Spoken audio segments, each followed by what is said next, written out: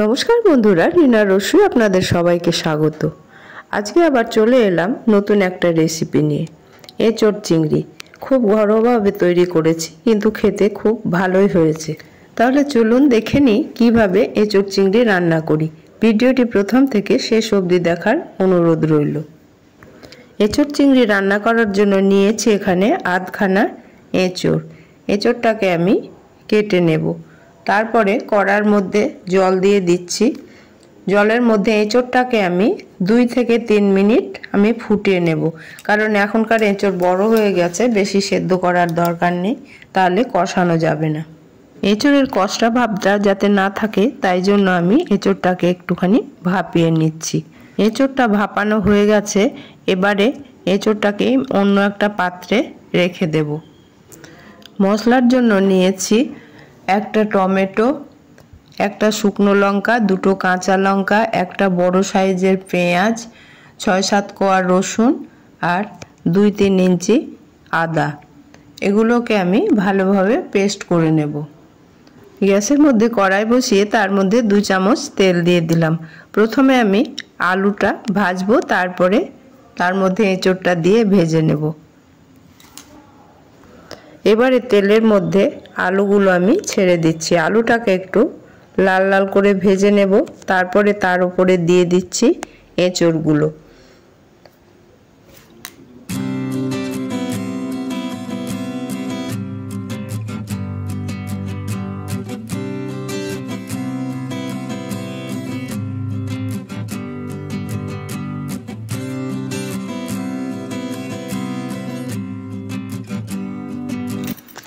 এবারে দিয়ে দিচ্ছি পরিমাণ মতো লবণ আর হলুদ।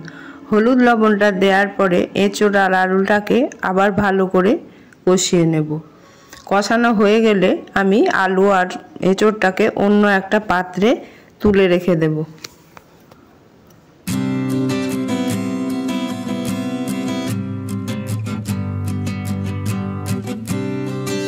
আলু আর এঁচোড়টা ভাজা হয়ে গেছে, এবারে আমি অন্য একটা পাত্রে তুলে রেখে দিচ্ছি। তারপরে ওই কড়াইয়ের মধ্যেই তেল দিয়ে চিংড়িগুলো আমি ভেজে নেব। এখানে আমি নিয়েছি 100 গ্রাম চিংড়ি। আবারও কড়াইয়ের মধ্যে 1 চামচ তেল দিয়ে দিলাম। সেই তেলটা গরম হলে তার মধ্যে আমি চিংড়িটা ভেজে নিচ্ছি। চিংড়ি মাছটা খুব কড়া করে ভাজার দরকার নেই, একটুখানি নেড়ে চেড়ে নামিয়ে নিলেই হয়ে যাবে, না হলে শক্ত হয়ে যাবে মাছগুলো। মাছের মধ্যে দিয়ে দিলাম অল্প একটু হলুদ আর লবণ। এবারে ভেজে তুলে রাখছি অন্য একটা জায়গায়। এবারে ওই কড়াইয়ের মধ্যেই 2 চামচ মতো তেল দিয়ে মশলাটা কষিয়ে নেব, যে মশলাটা আমি পেস্ট করে রেখেছিলাম। তেলটা গরম হলে প্রথমে আমি দিয়ে দিচ্ছি 1 চামচ 5 ফোড়ন আর একটা তেজপাতা। 5 ফোড়নের গন্ধ বেরোতে লাগলে আমি ওর মধ্যে পেস্ট করা মশলাটা দিয়ে দেব। মশলাটা খুব ভালোভাবে কষাতে হবে যতক্ষণ না তেল ছাড়ে। দেখুন বন্ধুরা, দেখতে দারুণ হয়েছে, কালারটা খুব সুন্দর লাগছে। এবারে দিচ্ছি 1 চামচ জিরে গুঁড়ো, 1 চামচ ধনে গুঁড়ো আর 1/2 চামচ মতো কাশ্মীরি লাল লঙ্কার গুঁড়ো। এটা কালারের জন্য দিচ্ছি। আর টেস্টের জন্য দিয়ে দিচ্ছি 1/2 চামচ চিনি। চিনিটা দিলে এঁচোড়ের তরকারির টেস্ট খুব ভালো হয়। এবারে মশলাটাকে আমি আবারও খুব ভালোভাবে কষিয়ে নেব। আলু এঁচোড় ভাজার সময় আমি লবণ আর হলুদ দিয়ে ভেজেছিলাম, তবুও মশলার মধ্যে 1/2 চামচ হলুদ আর 1/2 চামচ লবণ দিয়ে দিচ্ছি। এগুলো দিয়ে আবার কষিয়ে নিয়ে এবারে আমি এঁচোড় আর আলুটাকে দিয়ে দিচ্ছি। এবারে মশলার সাথে আলু আর এঁচোড়টাকে খুব ভালোভাবে কষাতে হবে। দেখুন বন্ধুরা, কালারটা একদম অনুষ্ঠান বাড়ির মতো হয়েছে। আর এবারে আমি চিংড়িটাও দিয়ে দিলাম, তাহলে আগে থেকে চিংড়িটা দিলে টেস্টটা খুব ভালো হবে।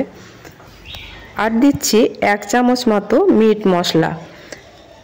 মিট মশলাটা দিয়ে আবার আমি ভালোভাবে কষিয়ে নিয়ে পরিমাণ মতো জল দিয়ে দেব।